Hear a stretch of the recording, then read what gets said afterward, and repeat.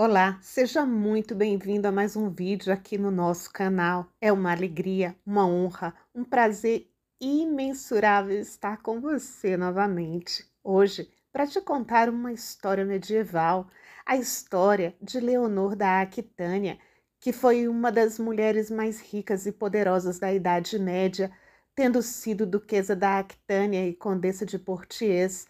Ela foi rainha consorte da França e da Inglaterra, além de ter sido matriarca da dinastia Plantageneta. Leonor da Aquitânia foi uma das figuras mais impressionantes e poderosas da Idade Média, cuja influência moldou a política, a arte, a literatura e a percepção das mulheres na época dela. É uma história imperdível, mas antes eu vou pedir que você deixe o seu like, sua inscrição, ative o seu sininho, maratone, compartilhe e no finalzinho venha interagir comigo pelos comentários. Você pode também indicar o nosso canal nos ajudando a crescer. Então vamos conhecer melhor essa biografia. Leonor nasceu na corte mais literata e culta do seu tempo, em 1124, filha de Guilherme X, duque da Aquitânia, e de Leonor, viscondessa de Chandeleur, de quem herdou o nome na época pouco frequente e incomum. Os territórios que se encontravam sob controle da família compreendiam grande parte do centro e do oeste da França. O seu avô tinha sido Guilherme IX, trovador, um dos primeiros trovadores e poetas vernaculares.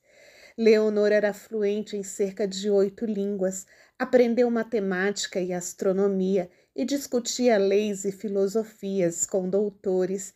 Ela também aprendeu habilidades domésticas, como a administração doméstica, as artes da agulha do bordado, da costura, fiação e tecelagem. Leonor desenvolveu habilidades de conversação, dança, jogos como gamão, damas e xadrez, tocava harpa e cantava. Uma educação primorosa, excepcional, por ser uma mulher e em uma época em que a maior parte dos governantes eram analfabetos, permitiu-lhe desenvolver espírito crítico e sagacidade política. Guilherme X teve ainda o gosto de envolver sua herdeira nos variados aspectos do governo, levando-a em várias visitas através dos seus territórios. Em 1130, torna-se a herdeira universal do seu pai, depois da morte do seu irmão Guilherme, ainda na infância. 7 anos depois, sucede em todos os títulos Guilherme X, após a sua morte. Guilherme X compreendia perfeitamente o tipo de perigo em que estava deixando sua filha. Em uma época em que mulheres nobres eram sequestradas regularmente para que homens pudessem ganhar as suas terras por meio de casamentos forçados. Então, ele, enquanto morria, instruía seus cortesãos a irem rapidamente ao rei Luís VI da França, também conhecido como Luís o Gordo, e pedir-lhe que concedesse proteção a Leonor. Luís também foi convidado a fornecer um casamento adequado para a sua filha. Assim que Luís recebeu a notícia, ele não perdeu tempo e arranjou o casamento de Leonor com o seu próprio filho. Eles se casaram 3 meses depois. O século XII estava dominado pela França e a Inglaterra e suas eternas disputas por territórios e poder. Ela e o rei Luís VII da França se casaram em 22 de julho de 1137. De qualquer maneira, o interesse da corte dos capetos era claro: o matrimônio permitiria intervir sobre os territórios mais ricos do reino, até aquela altura fora do controle. Há também outra teoria que diz que o casamento era desejado por Guilherme X, expresso no seu testamento. O matrimônio medieval era, sobretudo, uma relação entre famílias e linhagens.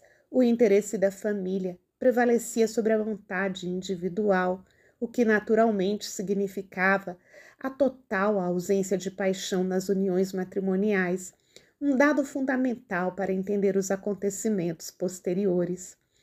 Luís, com o casamento, converteu-se em duque da Aquitânia e no Natal do mesmo ano, Leonor foi coroada rainha. Embora aparentemente tudo parecesse perfeito, a vida na corte dos Capetos não se adequava às expectativas e costumes da sua jovem esposa Leonor. Dessa união nasceram-lhe duas filhas, Maria e Alice. A corte de Aquitânia talvez constituísse o vértice cultural da Europa da época. À promoção cultural dos trovadores juntava-se o gosto pelo luxo e por uma liberdade de costumes maior, muito diferente do que ocorria na corte francesa. Possuindo uma natureza de alto astral, Leonor não era popular entre os nortistas sérios. Segundo fontes, a mãe de Luís, a sua sogra, a considerava volúvel e uma má influência. O rei estava loucamente apaixonado e fazia-lhe todos os gostos.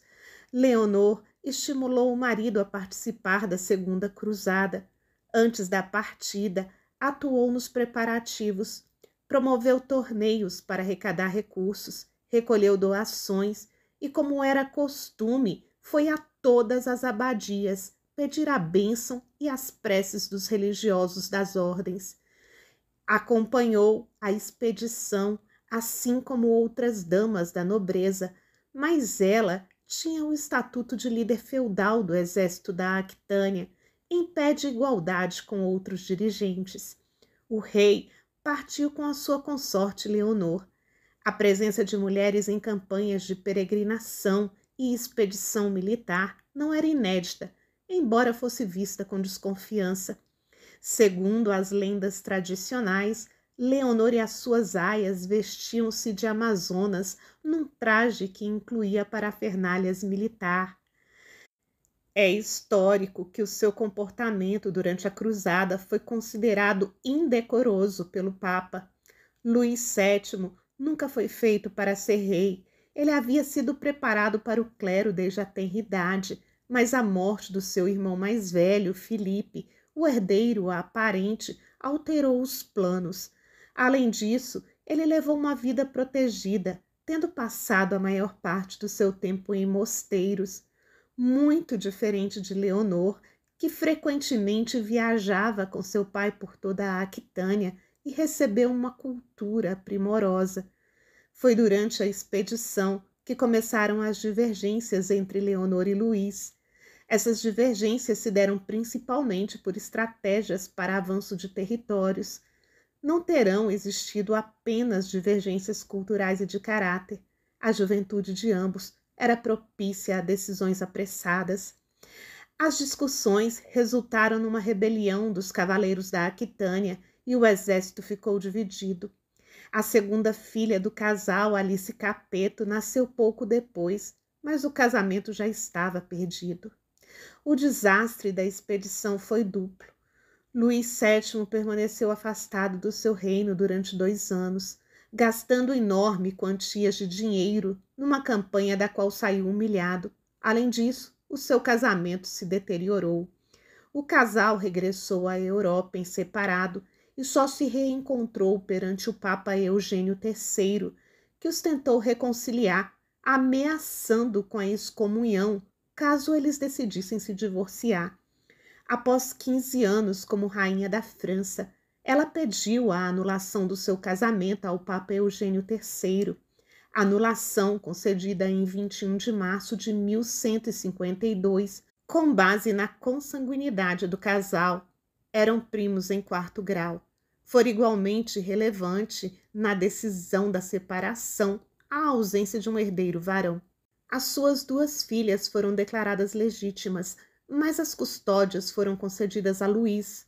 Em troca, Leonor receberia de volta suas terras e recuperaria o controle dos seus territórios que até então estavam em poder da coroa francesa. Leonor, com então 28 anos de idade, voltava a ser a herdeira do Ducado da Aquitânia e, portanto, constituía um partido interessante.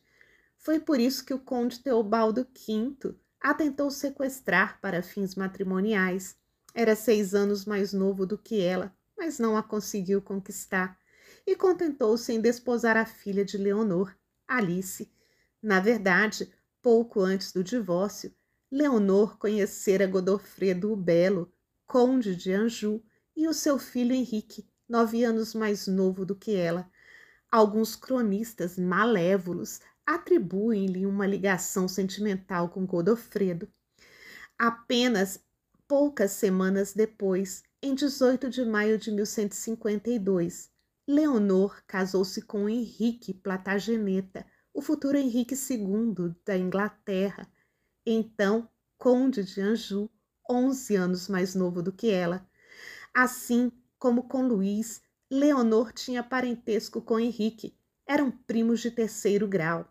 A relação dos dois pode ter começado antes da união aos olhos da Igreja, como sugere o nascimento, ainda no mesmo ano de 1152, de Guilherme, o primeiro filho do casal. O casal foi coroado rei e rainha da Inglaterra na abadia de Westminster em 19 de dezembro de 1154. A ameaça ao rei da França foi considerável, já que o dote concedido ao poderoso senhor feudal inglês eram os domínios de Leonor. Nos primeiros anos do matrimônio, o casal esteve de acordo em relação à gestão política do rei e das possessões francesas. Leonor trouxe ao mundo 9 filhos, 2 dos quais morreram ainda pequenos, entre 1153 e 1166, mas esse esforço obrigou-a a afastar-se da vida política durante longos períodos. Depois do nascimento dos filhos, porém, estes eram colocados aos cuidados de amas para libertar a mãe para a vida na corte. Na corte inglesa, Leonor teve a oportunidade de cultivar a sua veia cultural, algo que lhe fora vedado na França. Pelo menos 4 autores dedicaram-lhe a sua obra literária, um sintoma do prestígio de que gozava entre os artistas. Contudo, em 1171, se desentenderam por conta dos casos extraconjugais de Henrique. Leonor separou-se dele e foi para a Aquitânia. Outro grande motivador para a separação teria sido a interferência de Henrique no ducado de Leonor. Leonor e os 3 filhos mais velhos, Henrique o Jovem, Ricardo Coração de Leão e Godofredo, revoltaram-se contra Henrique II com o apoio de Luís, o rei da França e ex-marido de Leonor.